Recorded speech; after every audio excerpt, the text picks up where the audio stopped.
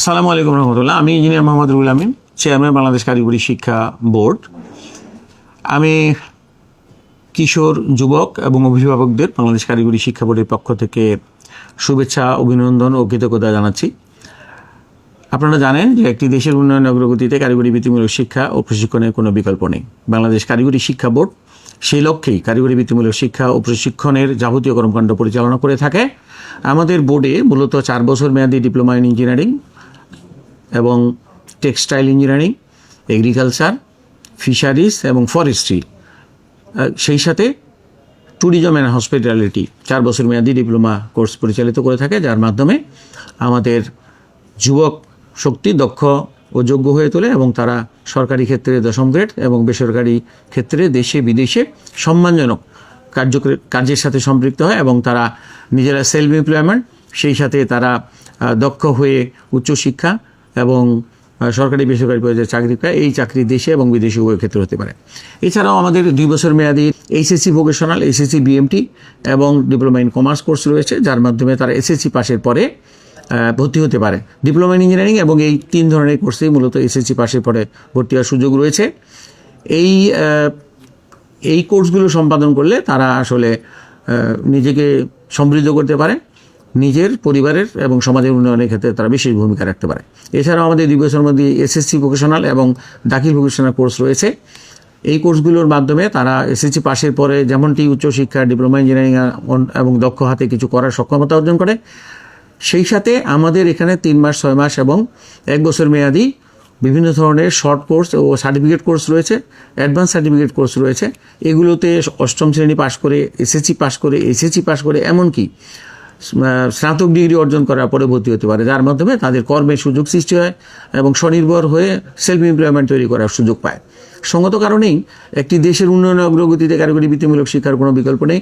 চীন সহ অন্যান্য যে দেশগুলো রয়েছে, জার্মান, অস্ট্রেলিয়া, ইভেন আমাদের মালয়েশিয়া, সিঙ্গাপুর, পার্শ্ববর্তী দেশ, এরা সবাই কারিগরি বৃত্তিমূলক শিক্ষায় দক্ষযোগ্য হওয়ার কারণে তাদের অর্থনৈতিক উন্নয়ন, সেই সাথে সারা বিশ্বের মধ্যে সমৃদ্ধশীল রাষ্ট্রের পরিণত হয়েছে। বাংলাদেশ সেই পথে এগিয়ে যাওয়ার জন্য বর্তমান নির্বাচিত সঙ্গে জাতীয়তাবাদী বিএনপি দল যে নির্বাচন করেছে, তাদের নির্বাচনী ইশতেহারেও কিন্তু এদেশের যুবশক্তিকে, যেহেতু হিউজ পরিমাণ যুবশক্তি আমাদের দেশে রয়েছে, যাদের পরিমাণ 60%-এরও বেশি, এদেরকে যদি দক্ষ করতে পারা না যায়, তাহলে দেশের উন্নয়ন অগ্রগতিতে তারা ভূমিকা রাখতে পারবে না এবং আমরা আসলে এগিয়ে যেতে পারবো না।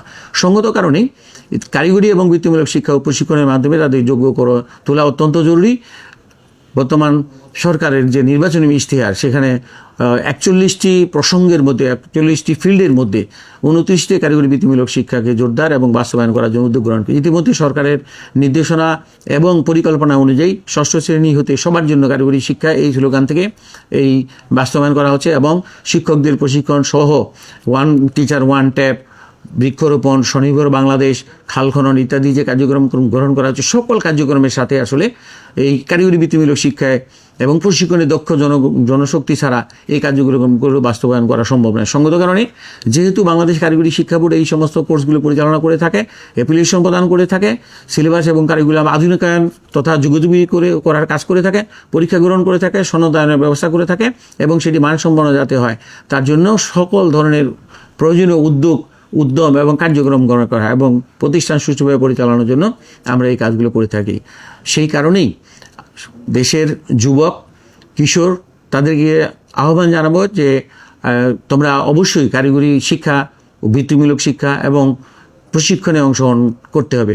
অভিভাবকদের কাছে আমার বিনীত অনুরোধ, আপনারা আপনাদের সন্তানদেরকে দক্ষ এবং যোগ্য করে তোলার জন্য, তাদেরকে কাজে সক্ষমতা অর্জন করার জন্য, তাদেরকে সেলফ এমপ্লয়মেন্ট অথবা সরকারি বেসরকারি ক্ষেত্রে চাকরি পাওয়া অথবা দেশে বিদেশে উচ্চশিক্ষা এবং বিদেশেও চাকরি করার সুযোগ সৃষ্টির একমাত্র ধারক বাহক কারিগরি বৃত্তিমূলক শিক্ষা। এই কারিগরি বৃত্তিমূলক শিক্ষা গ্রহণ করেই আমরা দেশের উন্নয়ন অগ্রগতি করতে চাই এবং বর্তমান সরকারের মাননীয় প্রধানমন্ত্রীর যে ভীষণ মিশন এবং তাদের যে ম্যানিফেস্টো, সেটিকে বাস্তবায়ন করার জন্য বেশি বেশি করে আপনাদের সন্তানদেরকে কারিগরি বৃত্তিমূলক শিক্ষা ও প্রশিক্ষণে ভর্তি করবেন এবং তাদের দক্ষ যোগ্য করে ব্যক্তি, পরিবার, সমাজ এবং রাষ্ট্রের উন্নয়ন অগ্রগতির সক্রিয় অংশগ্রহণ করার সুযোগ দান করবেন।